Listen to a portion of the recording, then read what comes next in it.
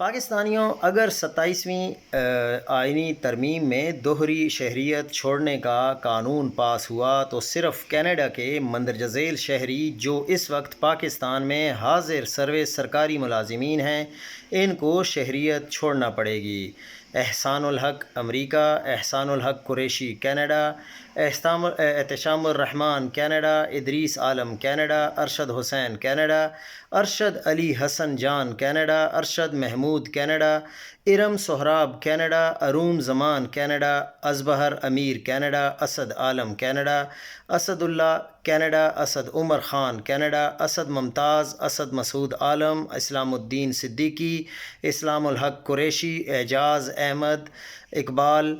ندیم، اکبر، رشید، اکرام الحق باری، اتمش حسین، انصار محمود، انور جا، انور خان، انور نعمان، ایاز احمد، ایاز قریشی، ایمان کینیڈا، باقر، ڈاکٹر بدرشین کینیڈا، بلال یوسف صدیقی، پروفیسر ڈاکٹر عاصم یوسف، سید تاج زمان، طارق مسعود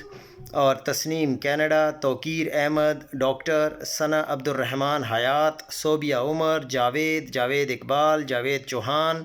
صدارت و احتساب کے مشیر ہیں، جاوید طارق، جاوید عارف، جلال کینیڈا، جمال شاہ، جمال الدین، جمشید سمدانی، حبیب احمد، حبیب اللہ، حبیب الرحمان، حبیب احمد، حبیب الرحمان، حامد طارق، حجرہ رحمانیہ،